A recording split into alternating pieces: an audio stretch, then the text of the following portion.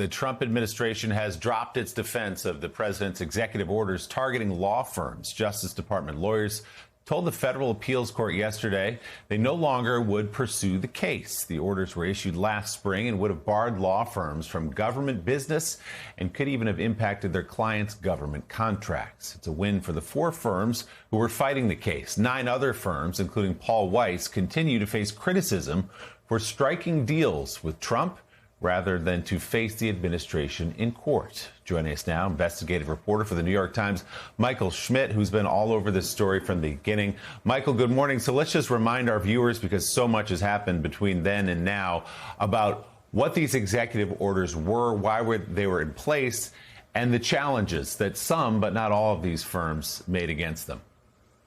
So basically, when Trump came out of the gate last year and started his retribution campaign, he started to use his powers in audacious ways. And one of them was against the law firms. He basically signed these orders that said they couldn't represent their clients, in front of the federal government effectively. And they barred them from going into buildings and such. And because of that, the firms were put into place. Do you fight or do you capitulate? And what happened is that Paul Weiss, a firm that had a long history of standing up to the government, a firm that had given more money to Democrats in 2024 than any other firm, decided to make a deal with Trump and decided to bend the knee. And in the wake of that, Trump seemed emboldened, and they went after more and more and more law firms. And by the end of it, they had 9 firms that had made deals, including the one that Neal Katyal works for. And there were 4 firms left who were willing to fight. And what was interesting about the 4 fighting firms is that they all went to court, and different district court judges all jumped in and basically stopped the executive orders. They said these were unconstitutional. And the legal questions on the executive orders, there wasn't really much debate. In this country, there's obviously on a lot of legal things, you can give a lot of different opinions of different people on different sides. There was no real legal defense of the executive orders, that there was a legal rationale for them. And yesterday, you had this administration, which has shown a willingness to go to the ends of the earth to defend pretty far out their legal positions, saying we're no longer going to try to defend this in court. We're essentially giving up. And that is a significant development in the larger arc of the law firm story, because it raises a question about the firms that made the deals. So they basically made deals around an executive order that the administration, not just judges, the administration won't defend the constitutionality of. Yeah, and they knew about it. And Michael, you bring up a great point. That doesn't just apply to these law firms, but it applies to the administration's general strategy. We're going to put out an executive order. We know that courts, a lower court may rule against us, but then the Supreme Court, as they did throughout 2024 or 2025, will issue an emergency stay. And so months, maybe even a year will go by. The Supreme Court, dragging their feet all of last year, would never step in. So for the Trump administration, the logic is it's a de facto ruling for us. So these firms will have to bend the knee because the Supreme Court is allowing us to do this. They will not step in and do the right thing. They're letting the lower court rulings be stayed until we hear it maybe a year later.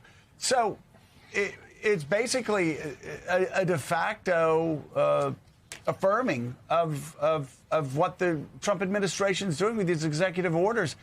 And that strategy has played out very well for the Justice Department because of the Supreme Court's refusal to step in and do the right thing. My opinion, not yours. Well, look, the courts have shown that their speed, their or lack of it, makes it difficult for them to keep up with Trump. Trump can hit someone with an executive order. They have to go to court. They have to get a judge to jump in. They have to be, that order stopping that action by the Trump administration has to be able to still exist. The courts have to, not take that away. But what you see is that even where the Trump administration ultimately gets stopped, to your point, they still have success. So they still were able to indict James Comey and Letitia James. Ultimately, those indictments were thrown out, but they were able to create damage that the courts just are not fast enough and strong enough to move in and to get a hold of.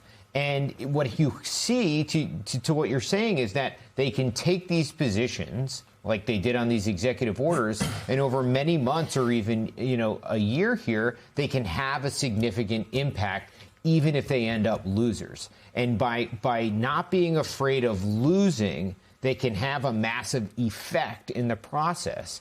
And the law firms and the indictments of folks are just examples of that.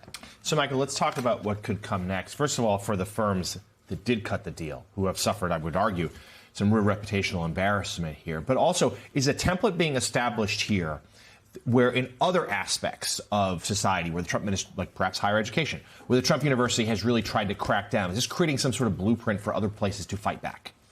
Look, I think that when the executive orders hit first in the spring of last year, Trump looked like he had a lot of momentum. A lot of people were very afraid of him, and that really helped his ability to scare them and get them to do things that they normally wouldn't do. I still think that Trump strikes fear into people, but it's not as great as it was, at least domestically, a year ago. And there is a blueprint for those that are fighting that they can survive. The biggest question about those fighting is is there enough resolve at Harvard? Harvard has fought. They have tried to make a deal time and time again as they have fought over the past year. But in the process of that, they look like they have been sort of toughened to a position where it's like, can we really do a deal with this president? And as Trump's behavior has sort of continued in the direction that it's gone in throughout his presidency, I think it has made it harder for Harvard to do a deal, because the president of Harvard would have to turn around to his board that has someone like Penny Pritzker on it and say, we're going to do a deal with Donald Trump. And doing a deal with Donald Trump comes with a connotation today that to some people, a significant portion of the country, doesn't look good. So in terms of the fighters and the non-fighters, the real question about it now is Harvard, and what is Harvard going to do? So back to the law firms.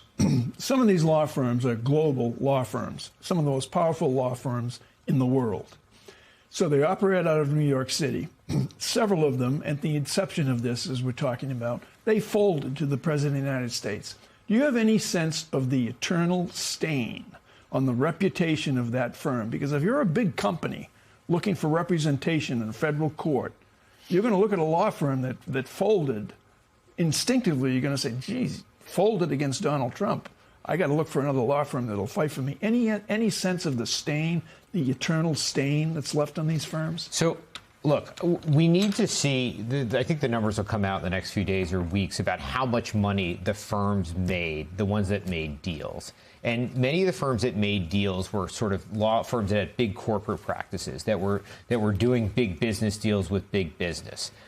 It doesn't seem, from what the anecdotal evidence that we have, that doing the deals really impacted them in terms of the amount of money they made. We'll know for sure in the coming days, but it doesn't look like it had a huge impact on that.